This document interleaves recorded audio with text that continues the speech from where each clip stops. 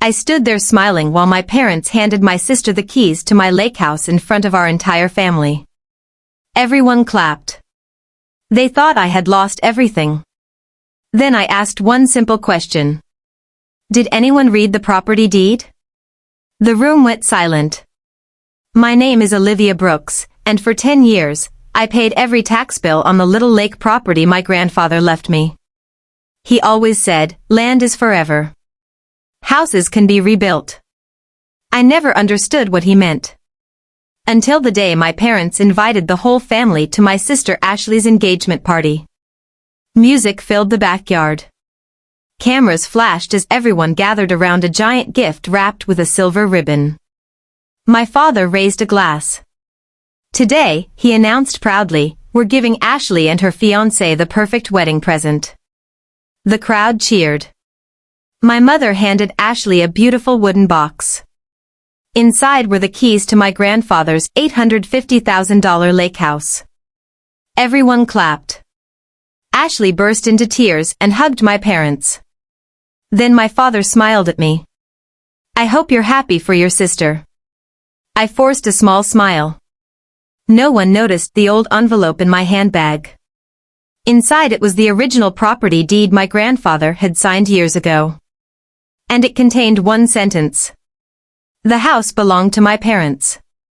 But the land beneath it legally belonged to me. I stayed quiet while everyone celebrated. Ashley couldn't stop thanking our parents. This is the greatest gift anyone has ever given me, she said, holding up the house keys. I walked over and congratulated her. Have you seen the legal paperwork? I asked. She laughed. Dad handled everything. That answer told me all I needed to know. The next morning, I drove to the county records office with the original deed my grandfather had given me years earlier. The clerk carefully compared it with the newest property records. A few minutes later, she looked up. Miss Brooks, the house ownership was transferred legally. I nodded. I expected that. But, she continued, the land beneath the house was never transferred. She pointed to an old survey map. The structure belongs to your parents. The land belongs to you. My heart started racing. So legally. She smiled. They own a house that sits on property they don't own. Before I could ask another question, my phone rang. It was my father. His voice sounded unusually nervous. Olivia, we need to talk. For the first time in my life. He sounded afraid. I met my parents that evening at the lake house. Ashley was inside, excitedly choosing paint colors for the wedding. My father closed the front door behind us. Olivia, he began, don't make this more complicated than it needs to be. I calmly placed the original deed on the kitchen table. You gave Ashley the house. That's your decision. But you forgot one thing. I tapped the survey map. You don't own the land. My mother's smile disappeared. What are you talking about? I slid the county records across the table. The house was transferred. The land never was.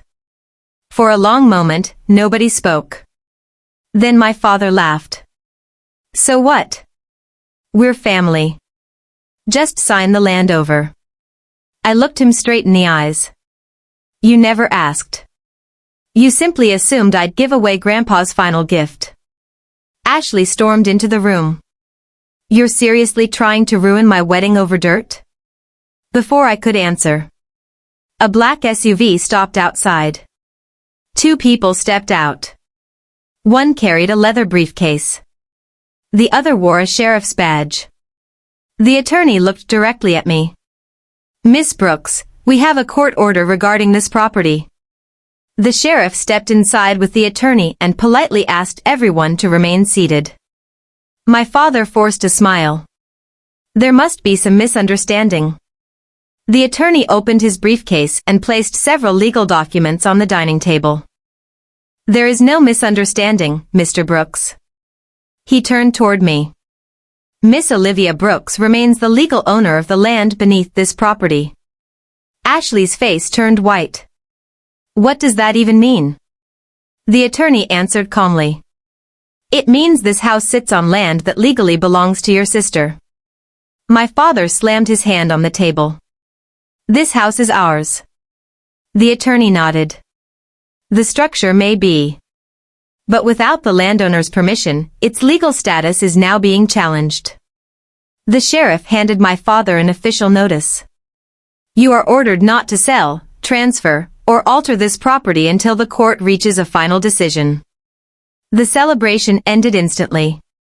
Guests quietly picked up their coats and left without saying a word. As my parents stood there in stunned silence, I looked at my grandfather's original deed one more time. For years, they believed they had outsmarted me. They never imagined. Grandpa had already planned for this day. A week later, the courtroom was packed. My parents looked confident again. Their expensive lawyer stood and smiled. Your Honor, this is a simple family misunderstanding. I remained silent. Then my attorney, James Walker, stood up holding a worn brown envelope. We'd like to submit newly discovered documents found in the late Mr. Brooks' estate. The judge nodded. James carefully unfolded a handwritten letter signed by my grandfather. The courtroom became completely silent.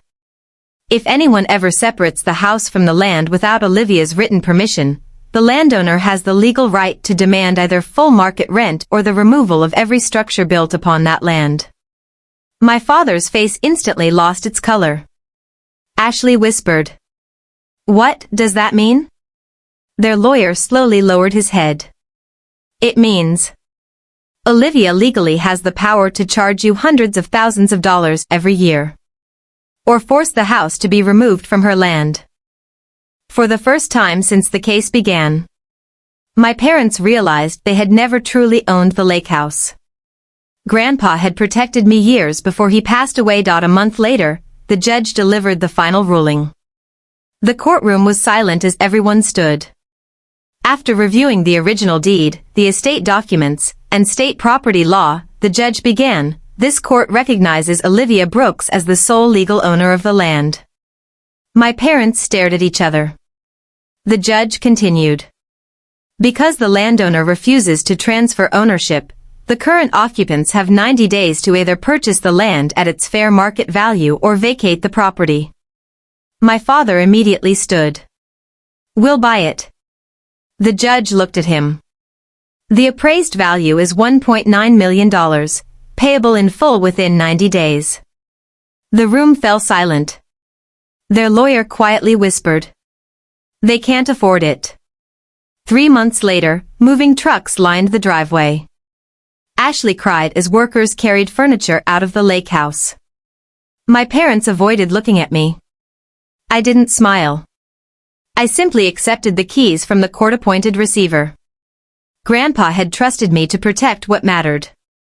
Now, after years of being overlooked, I finally walked through the front door. Not as a guest, but as the rightful owner of everything that truly mattered. 6 months passed, and the lake house looked completely different. I restored every room the way Grandpa had always imagined. The old wooden dock was rebuilt, the garden bloomed again, and every weekend, I sat on the porch watching the sunset over the water. One afternoon, I received a certified letter. It was from my father. Inside was a single sentence. You were right, we spent years chasing a house and forgot the family that mattered. I quietly folded the letter and placed it in a drawer. Some lessons are only learned after everything is lost. I didn't celebrate my parents' downfall. Justice wasn't about making them suffer. It was about protecting what Grandpa trusted me with. As I locked the front door that evening, I looked across the peaceful lake and smiled. They believed the house was the greatest treasure. They never understood. The land was always the real inheritance. And the greatest victory wasn't taking the house back.